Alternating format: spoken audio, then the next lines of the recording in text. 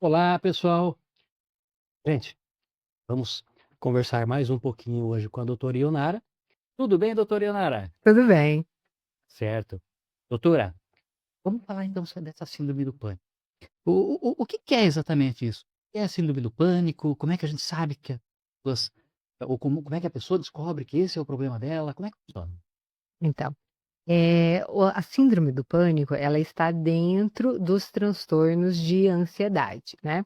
Então, primeiro a gente precisa entender que a ansiedade é algo dentro do normal. Então, a ansiedade é uma, vamos dizer assim, uma emoção que a gente tem, né, e que ele está dentro do medo que a gente diz, e ela é algo que a gente vai sentindo. Todos nós temos um pouco, mas para ser uma síndrome do pânico, né, significa que a pessoa ela já está por mais tempo sentindo vários dos sintomas, né, como, muitas vezes palpitação, né, então o coração começa a disparar, né, começa a sentir sudorese excessiva, começa às vezes até sensações de desmaio, né, de que, vamos dizer assim, que vai morrer, né, a sensação é que está morrendo, então começa a sentir várias coisas físicas também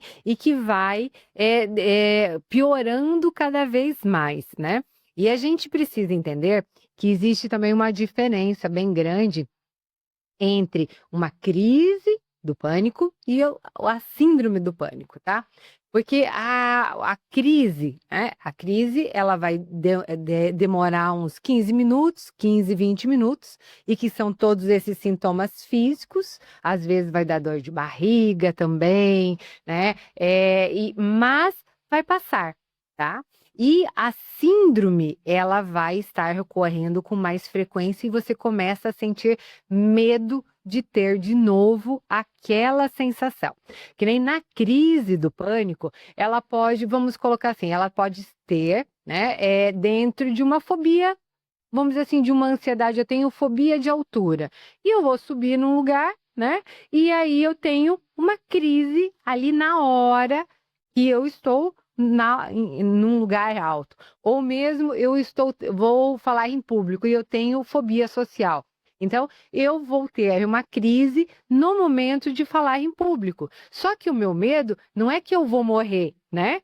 Como na síndrome do pânico. E sim, especificamente o meu medo é de falar em público, ou de altura, ou de alguma coisa específica, e aí me dá aquela crise com todos aqueles sintomas físicos, né? Pode dar, inclusive, diarreia, né? Começa a palpitação, começa a passar mal, acha que está morrendo, né? Que está Falta de tendo ar? falta de ar, muitas vezes acaba achando que está tendo um infarto, né? Então, mas tudo isso, quando é uma crise, você sabe, é pontual. Você saindo daquele ambiente, você sabe que é naquele ambiente que você tem aquela crise.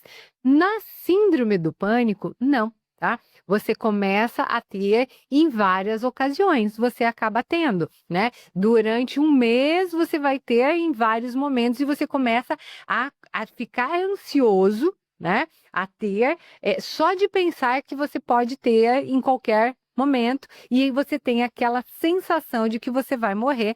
Por isso que muitas pessoas, chegam a inclusive estar dormindo, tá, e acordam com uma crise de, né, vamos dizer, Susto?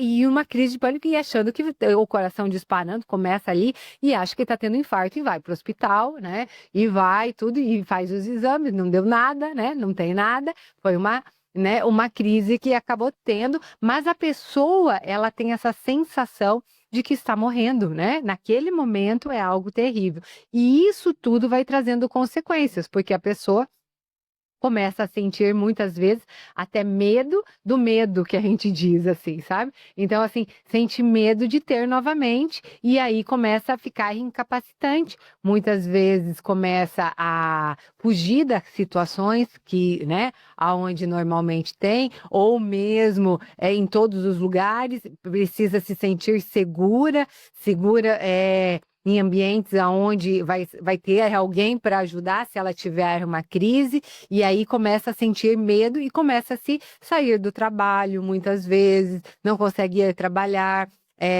em casa, e assim, em tudo, né? Começa realmente a atrapalhar a vida da pessoa ao ponto de trazer muito sofrimento e às vezes até desenvolver outras doenças também, além da síndrome do pânico, que já é terrível, né? Inclusive, como eu falo, pode dar inclusive dormindo, tá? A pessoa de repente ali não teve Nem sabe o que tá pesadelo, acontecendo. não aconteceu nada, estava dormindo e de repente acorda assim naquela sensação que está morrendo, né?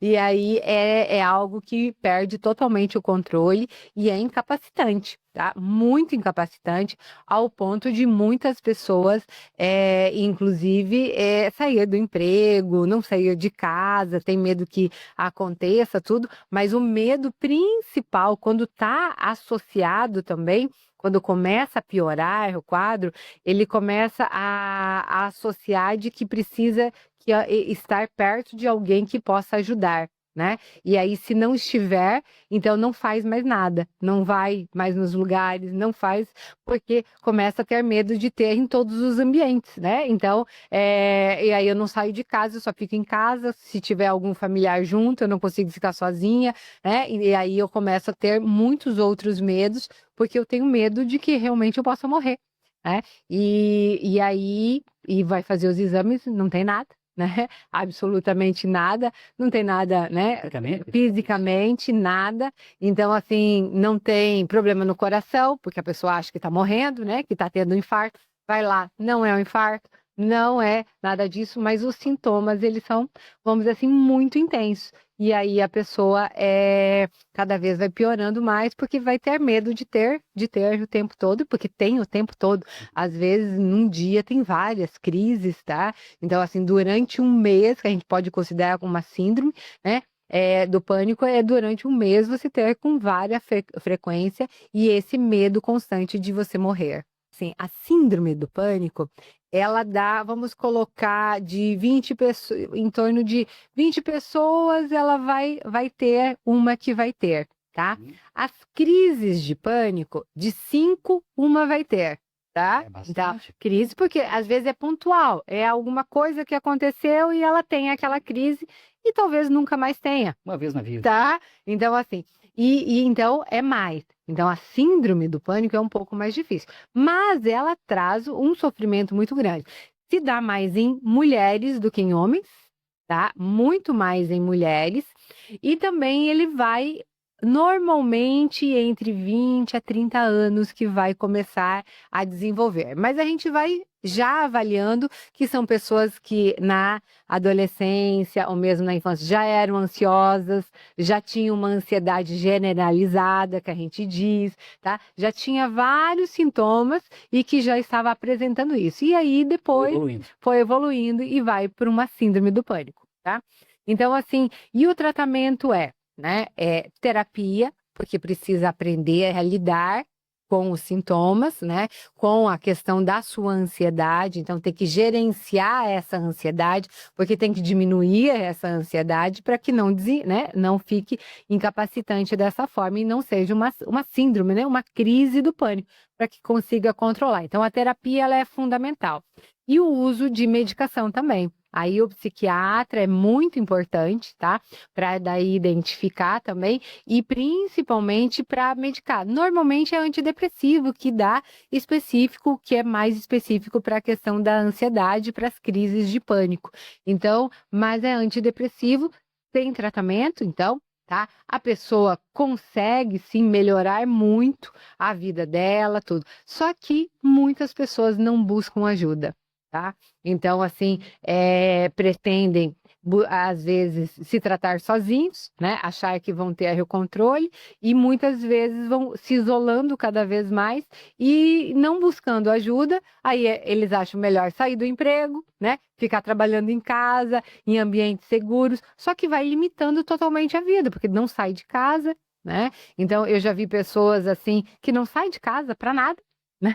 Então, fica trancado dentro de casa o dia inteiro, né? À noite também não sai, né? Então, e é só de pisar né, fora de casa, tem as crises, tudo. Então, assim, e aí é totalmente incapacitante. E aí a pessoa, ela precisa tratar. E tem tratamento, tem melhora, só que é um quadro, vamos dizer assim, mais longo, tá?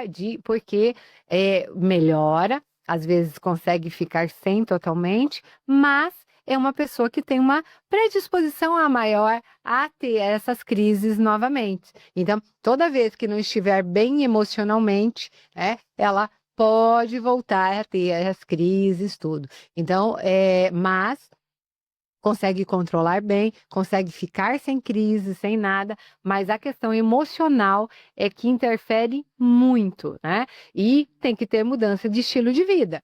Por isso que a terapia ela é tão importante, porque vai estimular a ter essas mudanças de estilo de vida. Fazer atividade física, né?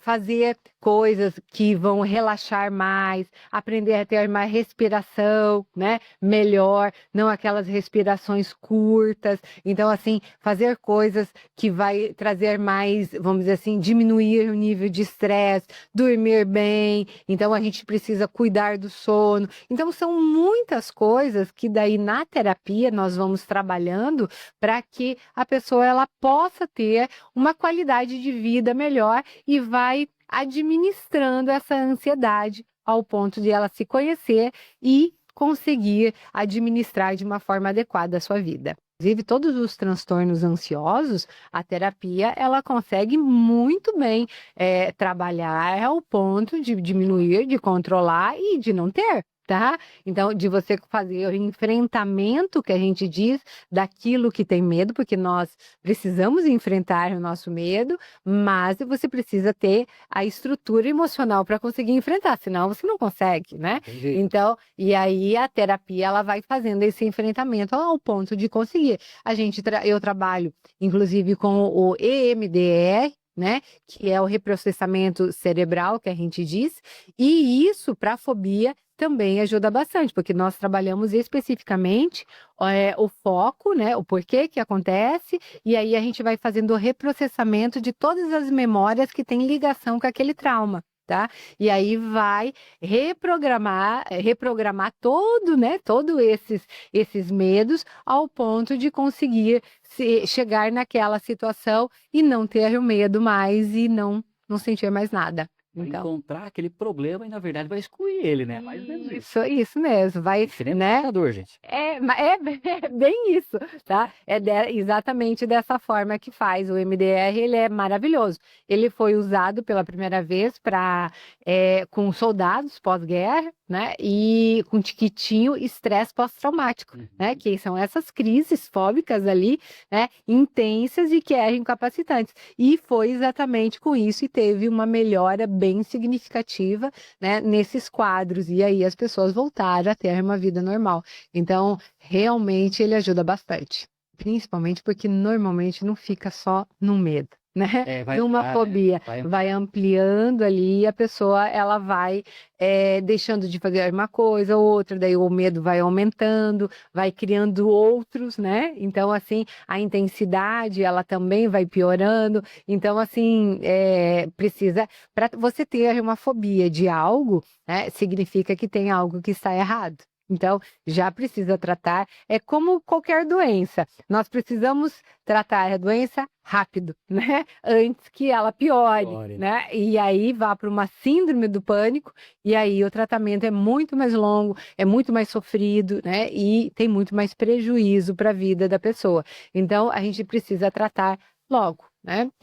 Qualquer doença. Então, eu sempre falo assim para os pacientes: se a gente vê, a gente trata, né? Curou, né? Então, determinada situação, está deprimido, né? Curou a depressão. Pode ficar anos, só que eu uso algo para mostrar, assim, é como se fosse uma jarra de cristal, né? A jarra de cristal somos nós, né? Quando eu fico deprimido, ou eu tenho uma crise de pânico, ou né, uma crise ansiosa, tudo, uma síndrome do pânico, então é como se eu quebrei essa jarra. Tá? Então, eu vou fazer a terapia, tudo, eu vou colar essa jarra, vou colar tudo, vai funcionar, mas ela é uma jarra quebrada. Ela Ela nunca mais será uma jarra nova, né? Ela vai ter, porque daí qualquer batidinha pode voltar a quebrar, né? Então, não assim, já existe. isso, porque ele está funcional, né? Está muito bem, mas não é uma jarra já que nunca foi, que pode bater um pouquinho mais, né? Então, é uma jarra que ficou mais fragilizada. Então, o que que a gente precisa? Sentiu os primeiros sintomas, às vezes volta, faz 1, 2 sessões, resolve, tá? Então, assim, agora, se vem, né, quando tá num quadro já grave, tudo, aí às vezes é muito tempo de tratamento, por quê? Porque já é um quadro mais grave. E aí, que nem síndrome do pânico, é um quadro mais grave, é um quadro incapacitante. E aí é um quadro aonde o tratamento é mais longo. Tá? Assim, e é mais sofrido, né? Então, assim, porque ter essas crises é terrível, tá? É terrível, é como, vamos dizer assim, é algo assim que a pessoa sofre demais. Então, a gente precisa tratar logo, antes que chegue num ponto aonde você perca o emprego, perca relacionamentos, né? Situações, coisas que a gente precisa ir, que você deixa de Cotidiano, fazer, né. tudo, e a gente precisa buscar ajuda antes que piore e antes que a gente sofra. Importante na nossa vida é a gente ser feliz, né? Se algo está deixando nós infelizes ou deixando nós com problemas na nossa vida, a gente tem que resolver, eliminar isso e ficar bom logo e pronto, e seguir em frente. Esse é o objetivo, que a gente possa ser feliz e não infeliz. Gostaria também de colocar, porque esse é o objetivo do quadro, né? É trazer a informação para as pessoas, para que as pessoas elas possam ter uma vida melhor, né? Buscar ajuda e realmente tratar e ser feliz, né? Então, como eu coloquei antes, né? É isso que a gente precisa, ser feliz. E o conhecimento faz com que a gente busque vamos dizer assim, aquilo que a gente precisa para ser feliz.